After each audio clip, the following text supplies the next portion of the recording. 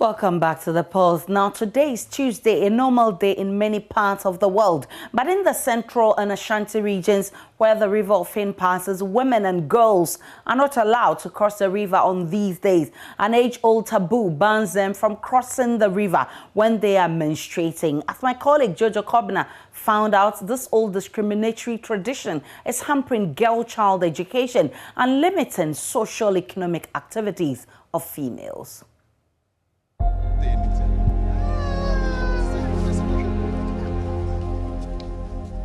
River Offin in both Central and Ashanti regions is very sacred. There is an unwritten rule in all communities along the river that women should not cross it on Tuesdays.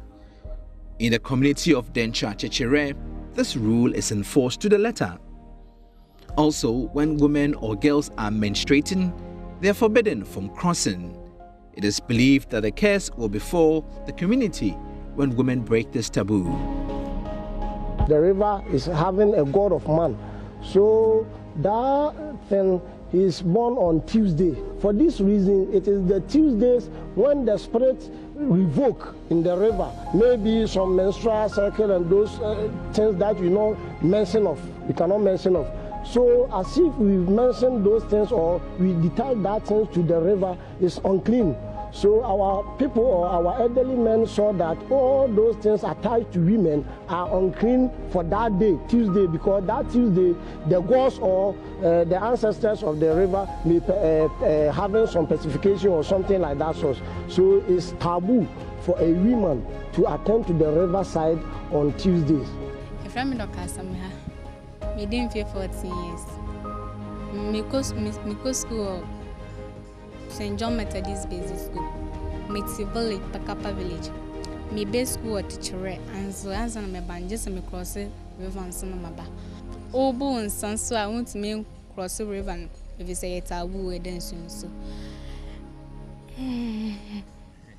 my friend Teresa Glover, my dean for 13 years, and I do Tuesdays and so a young man into me, school boys, and I yell almost to me back. Dorcas and Teresa and many other girls have to cross a river to get an education.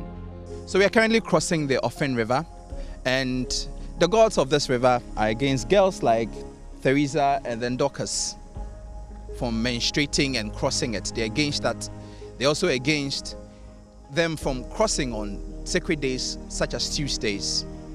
One very interesting thing is the gods are not against people who are mining in this river.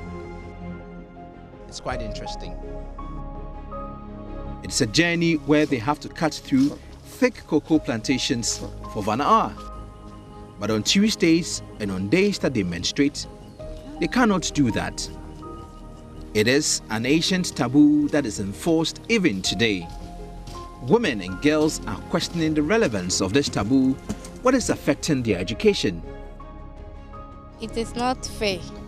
It is not fair because every day the boys go to school and studies, but we the girls, we can't study all the days. A peep through the school register shows the full story. Many girls who live across the river are absent from school. Young girls are now questioning this blatant discriminatory practice. The boys no more school, na boys no more, and you're more woman saying, so much me co school. A cushion, the agui and China almost ya dear senior girls. According to the girls, the boys do better in school because of this archaic belief. We won't survive 5 days or 4 days. Want me go school, ebi aboko school, ebi aboko school kra na almost and go echi na mo shan na wuni bia be ye de ba exams kra na no want me anye enti a problem and die any girls are yet back up house so pa.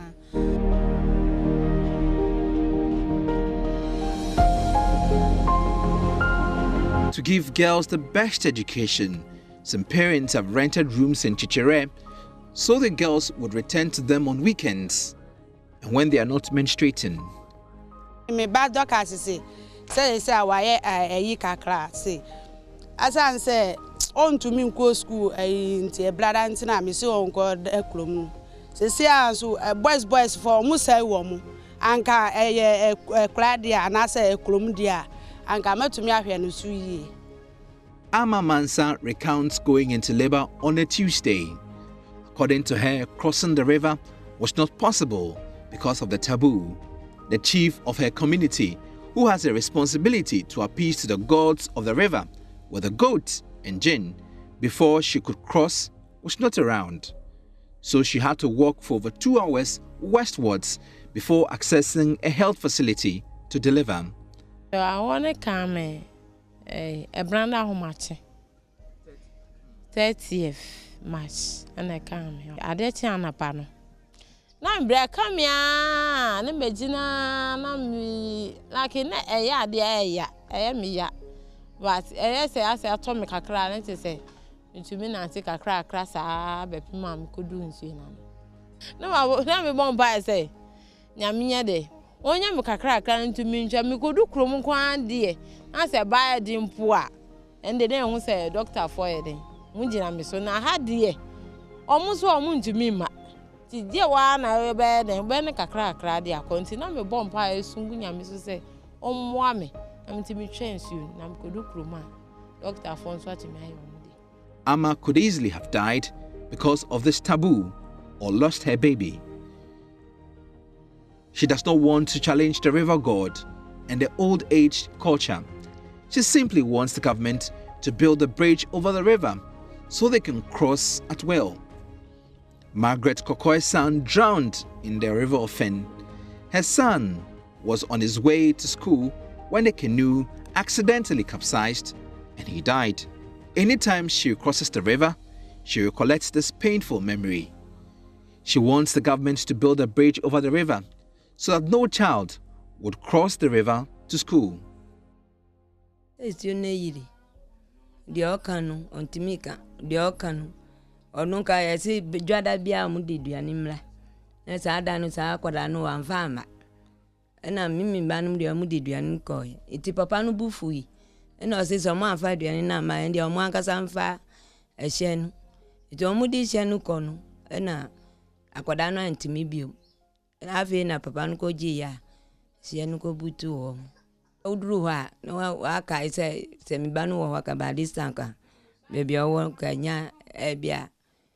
Or Pepe, so be our bet me a beshemi. And as I say, I see unity. What free moon prefer, Bretama, only. Until then, this discriminatory practice would continue to hinder the development of girls and women. Jojo Kobna, JoyNews.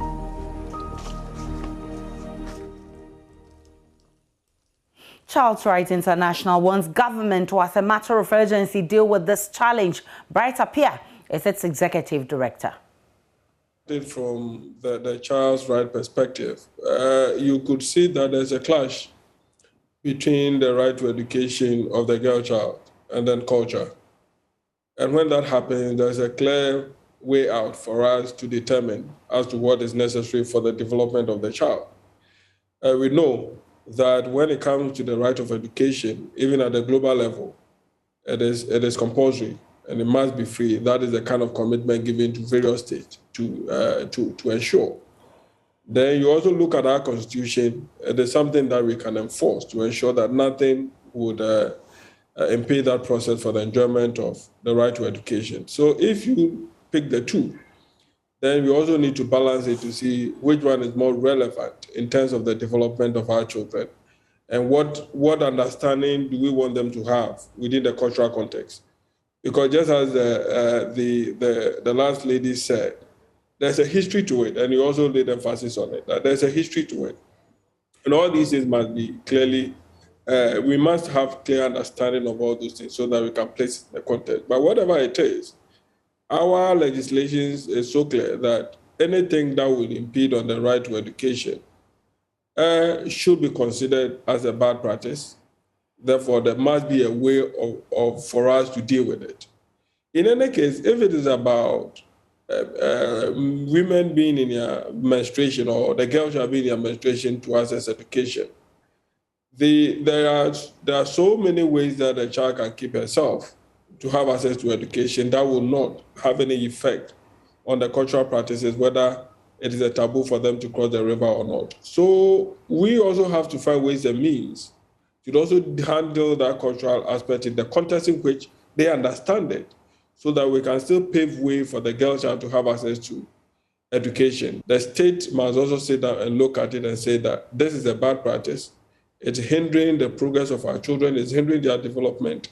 And if this is the way culture wants to go, then we also need to find our way out to ensure that they have access to education. But when you pick the law, a right to education supersedes that of culture. So we need to respect that in relation to children. I'm saying this in relation to children because our laws make a special case for the girl child and then children. So these are things that for me, we have to look at. First, provide the understanding of what culture is seeking to do in respect to this kind of menstruation. Once we're able to do that, I think that we will find a way out to deal with this particular case where our children will have access to education. Let's broaden the conversation and speak with Kofi Asare, who is with the Africa Education Watch. I'm grateful for your time, Kofi Asare. What's your reading of this old age taboo hampering girl-child education and also limiting socio-economic activities of females? Good afternoon and good afternoon to your cherished audience. And there are definitely, inimical traditional practices that impede on the right to education. And the scenario we are observing is a perfect example of such traditional beliefs, customs, and practices that inhibit or prohibit girls' access to education. There's always that balance between culture and also rights. And I think that stakeholders in the society have a responsibility to mitigate and ensure that that balance is created. I have worked in communities in Twifo area where there were similar prohibitions, but then there was a balance. Rituals were made, and then it was possible for the river to be crossed on certain days, of the week, just because children had to go to school. And so it is not a cast in stone matter of there not being, a solution to this. I think that if the traditional authorities, custodians of the land are engaged by the education authorities, it should be possible for some rituals to be performed to exempt students from these very important cultural practices. And that is where the common ground, I believe, rests. It is possible to have that engagement. Okay, so it's possible. Where do we begin from? Because at one breath, we want girl-child enrollment to increase in our schools. At another breath, girls are being faced with this obstacle of going to school. How do we balance it? How do we deal with some of these obstacles? And at the same time, not hurting our cultures, traditions, and beliefs. I heard you talk about, pouring libation or compensating. Is it something that would be very easy to deal with? It is not impossible because, as I said, when I was working in Twifo, there were days that it was a taboo to cross the river in most of the communities. And in the communities that I worked, we had to cross the river regularly. And so for students, certain rituals were performed to enable them, gain some exclusion rights in respect of the observance of that taboo on those days because of their right to education. It was possible because the traditional authority appreciated the enormity and the importance of the right to education, and the extent to which it shouldn't be truncated or it shouldn't be, interfered by any cultural practice. And so that engagement must come from the Ghana Education Service. The GAS should engage traditional authorities in the communities in question and have a discussion about how to manage the two rights. After all, The children in question are children of the traditional authorities and children of the people whom these traditional authorities exercise their traditional jurisdiction over. And so I don't think it is an impossible situation. It may be difficult, but it's not impossible because we've seen so many communities perform rituals to exempt students from most of these practices. And I think that an engagement with the traditional authorities should be the first step forward in ensuring that this obstacle is removed, to ensure girls are able to go to school every day of the week. So it doesn't affect the quality of their education, it doesn't affect their retention in school, and they're able to complete school and with quality learning outcomes. What's the role of the gender ministry in all of this? Well, this is an issue involving girls. Okay, so again, once it's girls, two ministries come into play because the girls are children. So the Ministry of Gender, Children and Social Protection have a stake, and then the Education Service also has a stake. For many issues that affect girls' education, both ministries have common grounds. But this is not out and out a social protection issue, but it is out and out an education issue because it's an issue of a practice impeding access. And that lies squarely within the purview of the Ministry of Education.